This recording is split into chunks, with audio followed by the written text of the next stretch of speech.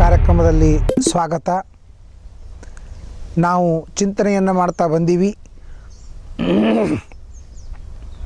ಚಿಂತನೆಯನ್ನು ಮಾಡ್ತಾ ಬಂದಾಗ ಅನೇಕ ವಿಚಾರಗಳನ್ನು ತಿಳಿತಾ ಬಂದೀವಿ. ಮನಸ್ಸಿನ ಬಗ್ಗೆ ವಿಚಾರ ಮಾಡ್ತಾ ಇದ್ದೀವಿ. ನೋಡ್ರಿ, ಮನಸ್ಸು ಅಂತಂದ್ರೆ ಸಾಮಾನ್ಯವಾಗಿ ಮನಸ್ಸು ಎಲ್ಲದಕ್ಕೂ ಕಾರಣ. ಕೆಡಲಿಕ್ಕೂ ಕಾರಣ, ಒಳ್ಳೆಯವರಾಗಲಿಕ್ಕೂ ಕಾರಣ. ಇವತ್ತು ನಾವು ಕೆಟ್ಟೀವಿ ಅಂದರೆ ನಮ್ಮ ಮನಸ್ಸು ನಮ್ಮನ್ನು ಕೆಡಿಸ್ಯದಂತ ಅರ್ಥ. ಇವತ್ತು ನಾವು ಒಳ್ಳೆಯವರಾಗೀವಿ ಅಂತಂದ್ರೆ ಮನಸ್ಸು ನಮ್ಮನ್ನು ಒಳ್ಳೆಯವ್ರನ್ನ ಮಾಡ್ಯದಂತ ಅರ್ಥ. ಯಾಕಂತಂದ್ರೆ ಸಾಮಾನ್ಯವಾಗಿ ಮನಸ್ಸಿನ ಮೇಲೆ ತಗೋ, ಅದಕ್ಕೆ ನಮ್ಮಲ್ಲಿ ಹೇಳ್ತಿರ್ತಾರೆ, ಮನಸ್ಸು ಮೇಲೆ ತಗೋ, ಮನಸ್ಸು ಮೇಲೆ ತಗೋ, ನೀ ಮನಸ್ಸು ಮೇಲೆ ತೊಗೊಂಡ್ರೆ ಎಲ್ಲ ಆಗ್ತದೆ ಅಂತೆಲ್ಲರೂ ಹೇಳ್ತಿರ್ತಾರೆ. ಯಾಕಂತಾರೆ ಅದರ ಮನಸ್ಸು ಮೇಲೆ ತಗೋ, ಮನಸ್ಸು ಮೇಲೆ ತಗೋ ಅಂತಂದ್ರೆ ಮನಸ್ಸನ್ನು ನೀನು ಅದ್ರ ಇಂಟ್ರೆಸ್ಟ್ ಕೊಡು ಅಂದ್ರೆ ಮಾತ್ರ ಆಗ್ತದಿಲ್ಲ ಅಂದ್ರೆ ಇಲ್ಲ ಅಂತ. ಅದಕ್ಕಾಗಿ ಮನಯೇವ ಮನುಷ್ಯಾಣಂ ಕಾರಣಂ ಬಂಧ ಮೋಕ್ಷಯೋ ಅಂತೇ ನಮ್ಮ ಶಾಸ್ತ್ರ ಹೇಳ್ತಾ ಇದು ಬಹಳ ಮಹತ್ವಪೂರ್ಣವಾಗಿರತಕ್ಕಂಥ ಅಂಶ. ನಾವು ಜಗತ್ತಿನ ಪ್ರತಿಯೊಂದು ಪದಾರ್ಥಗಳನ್ನು ಗುರುಗಳನ್ನಾಗಿ ಮಾಡ್ಕೋಬಹುದು ಮನಸ್ಸು ಮಾಡಿದರೆ. ಮನಸ್ಸು ಮಾಡಲಿಲ್ಲ ಅಂದರೆ ಯಾರಿಂದಲೂ ಕಲೀಲಿಕ್ಕೆ ಸಾಧ್ಯ ಇಲ್ಲ, ಯಾರೂ ನಮ್ಮನ್ನು ಕಲಿಸ್ಲಿಕ್ಕೆ ಸಾಧ್ಯ ಇಲ್ಲ. ಯಾವತ್ತು ನಾವು ಕಲ್ತೀವಿ ಅವತ್ತು ನಾವು ಮನಸ್ಸು ಮಾಡೀವಿ, ಯಾವತ್ತು ಕಲ್ತಿಲ್ಲ ಅವತ್ತು ನಾವು ಮನಸ್ಸು ಮಾಡಿಲ್ಲ. ಇಷ್ಟೇ ವಿಷಯ. ಇವತ್ತು ಎಷ್ಟು ಸಲ ನಮಗೆ ಹೇಳಿಲ್ಲ, ನಾವು ಕೇಳಿವೇನು? ಕೇಳಿಲ್ಲ. ಆದರೆ ಯಾವತ್ತೋ ಒಂದು ದಿವಸ ನಾವು ಕೇಳೀವಿ. ಯಾಕೆ ನಾವು ಕೇಳಿದೀವಿ ಅಂದರೆ ಅವತ್ತು ನಾವು ಮನಸ್ಸು ಮಾಡೀವಿ. ಇಷ್ಟೇ ವಿಷಯ.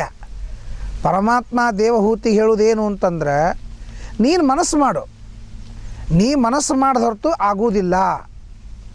ಇಷ್ಟು ದಿವಸ ಆಗದೇ ಇರಲಿಕ್ಕೆ ಮನಸ್ಸು ಮಾಡದೇ ಇರುವುದೇ ಕಾರಣ.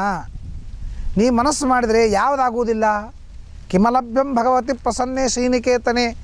ದೇವರ ಸಂತೋಷಪಟ್ಟರೆ, ದೇವ್ರ ಮನಸ್ಸು ಮಾಡಿದರೆ ಏನು ಬೇಕಾದ್ದಾಗ್ತದೆ ಅಂತ. ದೇವ್ರ ಮನಸ್ಸು ಮಾಡೋದಂದ್ರೆ ಏನು ಅರ್ಥ? ದೇವ್ರು ತಾನೇ ಅಲ್ಲಿ ಕೂತು ಮನಸ್ಸು ಮಾಡ್ತಾನೆ, ನಮ್ಮ ಮನಸ್ಸಿನೋಗಿದ್ದು ಮನಸ್ಸು ಮಾಡ್ತಾನೆ. ಮನದೊಳಗೆ ನೀನಿದ್ದು ಮನವೆಂದೆನಿಸಿಕೊಂಡು ಮನದ ವೃತ್ತಿಗಳೆಲ್ಲ ಸೃಜಿಸುವಿ.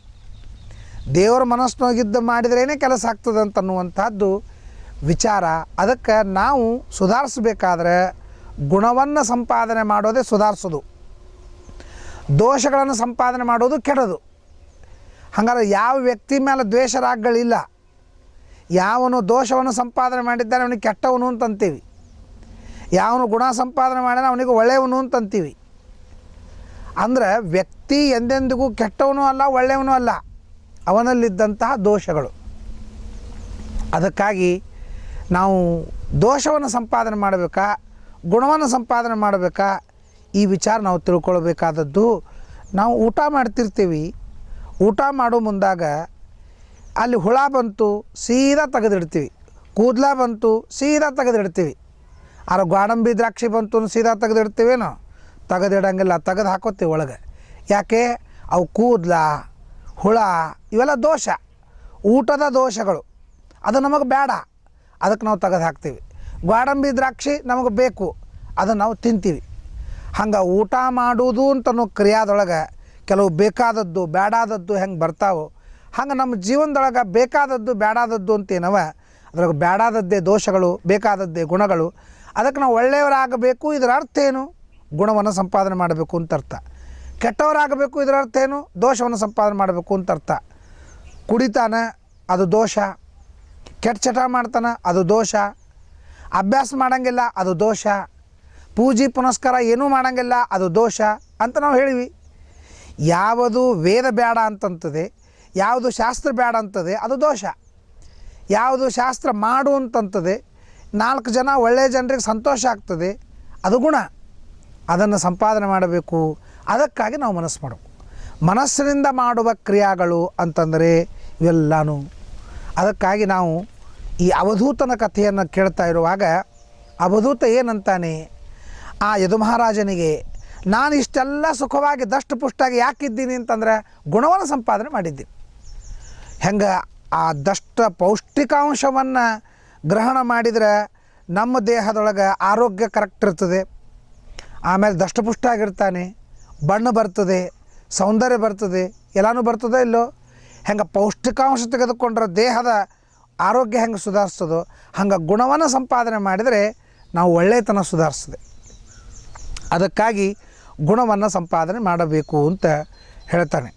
ಕಳ್ಳನೆನಿಸಲು ಬೇಡ ಸುಳ್ಳನಾಡಲು ಬೇಡ, ಒಳ್ಳೆತನ ಬಿಡಬೇಡ, ಯಾರಲ್ಲೂ ಹಾಗೆ ಬೇಡ, ಬಿಡಬೇಡ ಸದ್ಗುಣವ, ಬಾಳಿಗಿದು ಭೂಷಣ.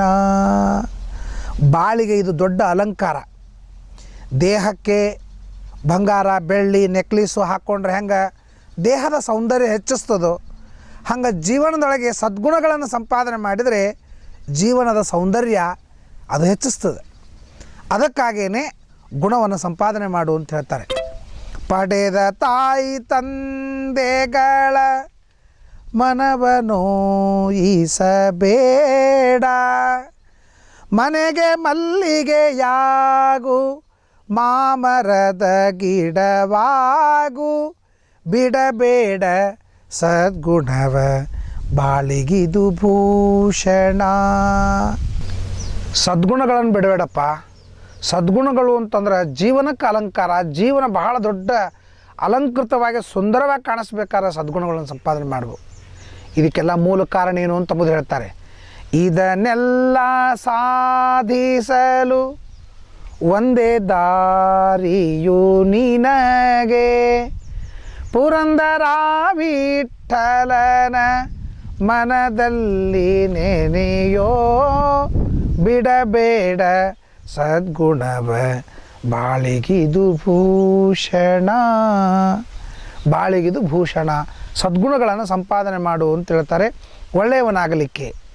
ಅದಕ್ಕಾಗಿ ಜಗತ್ತಿನೊಳಗೆ ಕಲೀಲಿಕ್ಕೆ ಬೇಕಾದಷ್ಟು ಗುಣವನ್ನು ಸಂಪಾದನೆ ಮಾಡಬೇಕು ಅಂದರೆ ಇಂಥದ್ದೇ ಗುಣ ಬೇಕು ಇಂಥದ್ದೇ ಗುಣ ಬೇಕು ಅಂತಲ್ಲ. ಪ್ರತಿಯೊಂದು ದೃಷ್ಟಿ ಇದ್ದರೆ ಸಾಕು. ಪ್ರತಿಯೊಂದು ವಸ್ತುಗಳಿಂದ ಗುಣವನ್ನು ಸಂಪಾದನೆ ಮಾಡಬೇಕು.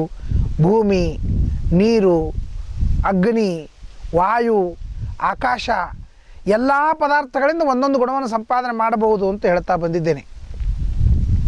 ಸೂರ್ಯನಿಂದ ಏನು ಕಲ್ತೀವಿ? ಸೂರ್ಯನಿಂದ ಅಂದರೆ ಸಹಸ್ರ ಗುಣಮಾದತ್ತೆ ಗುಣೈರ್ಗುಣ ಅನುಪಾದತ್ತೆ ಯಥಾಕಾಲಂ ವಿಮುಂಚತಿ. ಆ ಸಮುದ್ರದಿಂದ ಗುಣವನ್ನು ಸಂಪಾದನೆ ಮಾಡ್ತಾನೆ, ಸಿಹಿ ನೀರನ್ನು ಸಂಪಾದನೆ ಮಾಡ್ತಾನೆ, ಪುನಃ ಅದನ್ನು ಎಲ್ಲ ಜಗತ್ತಿಗೆ ಹಂಚ್ತಾನೆ. ಹಾಗೆ ನಮ್ಮ ಶಾಸ್ತ್ರ ಹೇಳ್ತದೆ, ಆತ್ಮೀತ ತೂಪಗಚ್ಚಂತಿ ಗ್ರಾಹಯಂತಿ ಚ. ನಾವು ಭಗವಂತನ ಉಪಾಸನೆಯನ್ನು ಮಾಡಬೇಕು, ಜಗತ್ತಿಗೆ ಉಪಾಸನೆ ಮಾಡಲಿಕ್ಕೆ ಹಚ್ಚಬೇಕು, ಅವರಿಗೂ ಕೂಡ ಜ್ಞಾನವನ್ನು ಕೊಡಬೇಕು. ಜ್ಞಾನವನ್ನು ಸಂಪಾದನೆ ಮಾಡು, ಜ್ಞಾನವನ್ನು ಇನ್ನೊಬ್ಬರಿಗೆ ಕೊಡು. ಎರಡೂ ಮಾಡ್ತಾ ಇದ್ದರೆ ಮಾತ್ರ ನಿನಗೆ ಮೋಕ್ಷವಾಗ್ತದೆ ಅಂತ ಹೇಳ್ತಾರೆ. ಆ ರೀತಿಯಾಗಿ ಸೂರ್ಯನಂತೆ ಸಿಹಿಯಾದದ್ದನ್ನು ಗ್ರಹಣ ಮಾಡು, ಜಗತ್ತಿಗೆ ಸಿಹಿಯಾದದ್ದನ್ನು ಕೊಡು. ಇನ್ನೊಬ್ಬರಲ್ಲಿ ದೋಷವನ್ನು ಗ್ರಹಣ ಮಾಡು, ಸಿಹಿಯಾದದ್ದನ್ನು ಗ್ರಹಣ ಮಾಡು. ಕೆಲವೊಂದು ಬೈತಿರ್ತಾರೆ, ಬೈಯೋ ಮುಂದೆ ನಾವೇನು ತಿಳ್ಕೊಳ್ತೀವಿ? ನಾ ಕೆಟ್ಟದ್ದು ಅಂತ ತಿಳ್ಕೊತೀವಿ. ಯಾಕೆ ತಿಳ್ಕೊಬೇಕು? ಅವರು ಬೈಯೋದ್ರೊಳಗೆ ಒಳ್ಳೆಯ ಅಂಶವೂ ಇರ್ತದಲ್ಲ, ಸಿಹಿ ಅಂಶವೂ ಇರ್ತದೆ, ಕಹಿ ಅಂಶವೂ ಇರ್ತದೆ. ಕಹಿ ಅಂಶ ಬೇಡ, ಸಿಹಿ ಅಂಶ ತಗೋ. ಧ್ರುವನ ತಾಯಿ ಸುನೀತಿ ಏನು ಹೇಳಿದ್ಲು? ಮಾಮಂಗಲಂ ತಾತ ಪರೇಶಮಂಸ್ಥಾಹ. ನೀನು ತಪ್ಪು ತಿಳ್ಕೊಳಿಕ್ಕೆ ಹೋಗಬೇಡ. ಆಕೆ ಏನು ತಪ್ಪು ಹೇಳಿದ್ಲು? ಅರಣ್ಯಕ್ಕೆ ಹೋಗು, ತಪಸ್ಸು ಮಾಡು, ದೇವರನ್ನು ಪ್ರತ್ಯಕ್ಷ ಮಾಡ್ಕೋ ಅಂತ ಹೇಳಿದ್ಲೋ ಇಲ್ಲೋ? ಮತ್ತು ಅದನ್ನು ಯಾಕೆ ನೀನು ಗ್ರಹಣ ಮಾಡಬಾರ್ದು? ಇದಕ್ಕೇನೆ ಸಿಹಿ ತಗೊಳ್ಳೋದು, ಸಿಹಿ ಬಿಡೋದು ಅಂತಂತಾರೆ.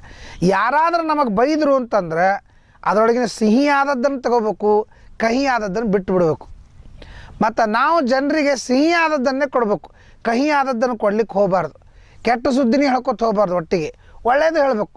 ನೀ ದಡ್ಡಿದ್ದಿ, ಹುಚ್ಚಿದ್ದಿ, ಏನೂ ಕೆಲಸ ಮಾಡೋಂಗಿಲ್ಲ, ಆಲಸ್ಸಿದ್ದಿ, ಬರೀ ದೋಷನೇ ಹೇಳ್ಕೊತ ಹೋಗಬಾರ್ದು.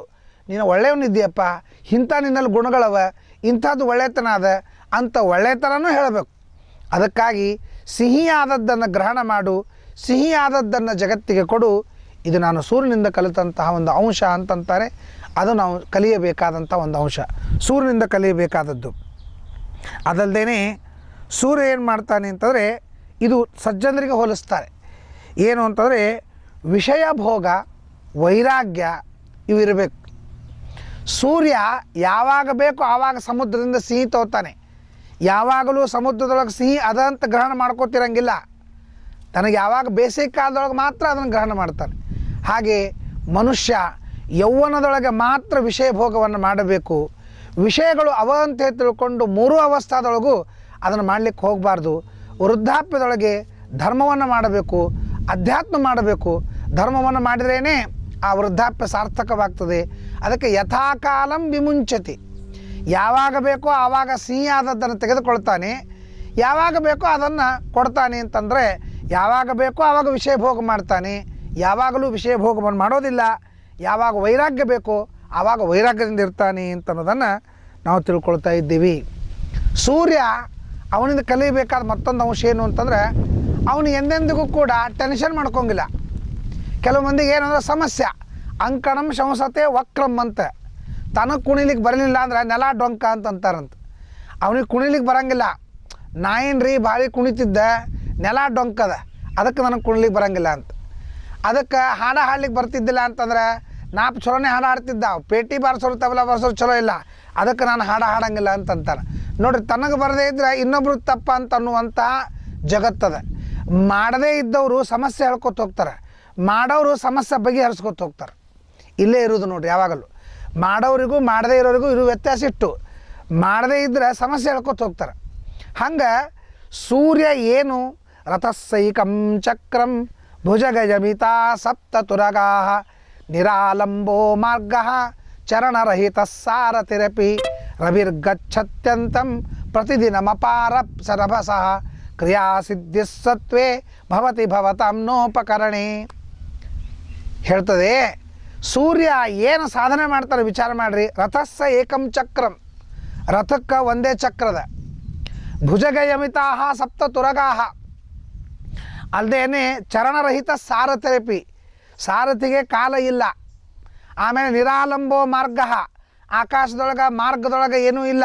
ಹುಬ್ಬಳ್ಳಿಗೆ ಹೋಗುವ ದಾರಿ, ಬೆಂಗಳೂರಿಗೆ ಹೋಗುವ ದಾರಿ, ಶಿವಮೊಗ್ಗಕ್ಕೆ ಹೋಗುವ ದಾರಿ ಅಂತ ಅಲ್ಲಲ್ಲಿ ಬೋರ್ಡ್ ಹಚ್ಚಿದ್ರು ರಾಂಗ್ ರೂಟಿಗೆ ಹೋಗ್ತೀವಿ. ಆಕಾಶದೊಳಗೆ ಎಲ್ಲೂ ಬರೋದಿಲ್ಲ. ದಕ್ಷಿಣಕ್ಕೆ ಹೋಗಲಿಕ್ಕೆ ದಾರಿ, ಉತ್ತರಕ್ಕೆ ಹೋಗ್ಲಿಕ್ಕೆ ದಾರಿ ಅಂತ ಸೂರ್ಯಾಗ ಮಾರ್ಗದರ್ಶನ ಮಾಡಲಿಕ್ಕೆ ಅಲ್ಲಲ್ಲಿ ಬೋರ್ಡ್ ಹಚ್ಚಿಲ್ಲ. ನಿರಾಲಂಬೋ ಮಾರ್ಗ.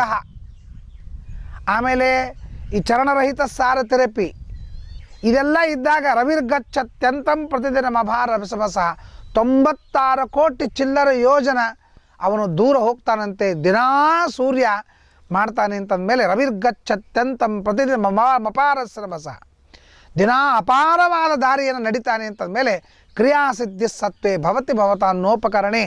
ಅಂದರೆ ಮನುಷ್ಯನಿಗೆ ಮಾಡಬೇಕು ಅಂತ ಛಲ ಇತ್ತು ಅಂತಂದರೆ ಯಾವುದೂ ಸಮಸ್ಯೆ ಆಗೋದಿಲ್ಲ. ಅವನಿಗೆ ಮಾಡಬಾರ್ದು ಅಂತಿದ್ರೆ ಅವನಿಗೆಲ್ಲನೂ ಸಮಸ್ಯೆ ಆಗ್ತದೆ. ಎಲ್ಲನೂ ನಮ್ಮ ಮನಸ್ಸಿನ ಮೇಲೆ ಬರಿ. ಇವತ್ತು ಉಪವಾಸ ಮಾಡಬೇಕು ಅಂತಿದ್ರೆ ಯಾಕೆ ಆಗಂಗಿಲ್ಲ ರೀ, ಏನು ಬೇಕಾದ್ ಮಾಡ್ತೀವಿ, ಉಪವಾಸ ಆಗಂಗಿಲ್ಲೇನು, ನಾ ಅಂದ್ರೆ ಏನಂತ ತಿಳ್ಕೊಂಡ್ರಿ ಇದು ಸ್ಟಾರ್ಟ್ ಆಗ್ತದೆ. ಇನ್ನು ಉಪವಾಸ ಮಾಡಬಾರ್ದು ಅಂತಿದ್ರೆ ಎಲ್ರಿ ಆಹಾರದ ಶಕ್ತಿನೇ ಇಲ್ಲ, ಆಹಾರ ತಿಂದರೆ ಸಂಕಟ ಆಗ್ತಿರ್ತದೆ, ಇನ್ನು ಉಪವಾಸ ಬಿದ್ದರೆ ಏನು ಹಣೆ ಬಾರ, ಎಲ್ಲರಿಗೂ ಕ್ಯಾನ್ಸರ್ ಆಗ್ಲಿಕ್ಕತ್ತದ, ಉಪವಾಸ ಮಾಡಿ ಮಾಡಿ ಮಾಡಿ ಮಾಡಿ ಏನು ನಮ್ಮನ್ನು ಹಾಳಾಗಬೇಕು ಅಂತ ಮಾಡಿರಿ ಏನ್ರಿ ಸಮಸ್ಯೆ ಸ್ಟಾರ್ಟ್ ಆಗ್ತದೆ. ಅಂದ್ರೆ ನಾವು ಮನಸ್ಸು ಯಾವುದ್ರ ಮೇಲೆ ಮಾಡ್ತೀವಿ ಅದರ ಪ್ರಕಾರ ನಮ್ಮದು ಸಿದ್ಧಿ ಮತ್ತು ಅಸಿದ್ಧಿಗಳು ಅಂತ ಸ್ಟಾರ್ಟ್ ಆಗ್ತಿರ್ತವೆ. ಅದಕ್ಕೆ ಕ್ರಿಯಾಸಿದ್ಧಿ ಸತ್ವೇ ಭವತಿ ಮಹತಾಂ ನೋಪಕರಣಿ. ಯಾರಿಗೂ ಅಂಜಬಾರ್ದು, ಯಾವುದಕ್ಕೂ ಅಂಜಬಾರ್ದು. ನಮ್ಮದೊಂದು ಗುರಿ ಇರಬೇಕು, ಅದಕ್ಕೊಬ್ಬತ್ತು ಗುರು ಇರಬೇಕು. ಆದರೆ ಗುರುಗುರು ಮಾತ್ರ ನಿದ್ದೆ ಮಾಡ್ಕೋತ ಟೈಮ್ ಮಾತ್ರ ಎಂದೆಂದಿಗೂ ವೇಸ್ಟ್ ಮಾಡಬಾರ್ದು. ಯಾವಾಗಲೂ ಪ್ರತಿ ಕ್ಷಣವನ್ನು ಸಾರ್ಥಕ ಮಾಡಿಕೊಂಡು ಗುರುಗಳ ಅನುಗ್ರಹದಿಂದ, ಗುರುಗಳ ಸೇವೆಯಿಂದ ಉತ್ತಮವಾದ ಗುರಿಯನ್ನು ಮುಟ್ಟಬೇಕು ಅಂತ ಅನ್ನೋದನ್ನು ನಾನು ಸೂರ್ಯನಿಂದ ಕಲಿತಿದ್ದೇನೆ. ಸೂರ್ಯನ ಹೆಸರಿನ ಮೇಲೆ ಸೂಟಿ ತೊಳೋರಿದ್ದಾರೆ, ರವಿವಾರ ಭಾನುವಾರ ಅಂತನೋರಿದ್ದಾರೆ. ಆದರೆ ಅದೇ ಸೂರ್ಯನಿಗೇನೆ ರಜಾ ಇಲ್ಲ, ಅವನು 24 ತಾಸು ಅಖಂಡವಾಗಿ ಸಂಚಾರ ಮಾಡ್ತಿರ್ತಾನೆ. ಅಂತಹ ನಿರಂತರವಾಗಿ ದುಡಿದು ಒಂದು ಸಿದ್ಧಿಯನ್ನು ಮಾಡ್ಕೊಳ್ಬೇಕು ಅಂತನ್ನುವ ಅಂಶವನ್ನು ನಾವು ಸೂರ್ಯನಿಂದ ಕಲಿತಿದ್ದೇವೆ. ಅದಕ್ಕಾಗಿ ನಾವು ಗುಣವನ್ನು ಸಂಪಾದನೆ ಮಾಡುವ ಮನಸ್ಸನ್ನು ಮಾಡಿದರೆ ಇವತ್ತಿಲ್ಲ ನಾಳೆ ಒಳ್ಳೆಯವರಾಗಬೇಕು. ಕೆಟ್ಟತನವನ್ನು ಬಿಟ್ಟು ಒಳ್ಳೆಯತನವನ್ನು ಸಂಪಾದನೆ ಮಾಡಿ ಒಳ್ಳೆಯವರಾಗ್ತೇವೆ ಅಂತನ್ನೋದನ್ನು ನಾವು ತಿಳ್ಕೊಳ್ಳಿಕ್ಕೆ ಸಾಧ್ಯತೆ ಇದೆ ಅಂತ ಹೇಳ್ತಾ ನಮಸ್ಕಾರ.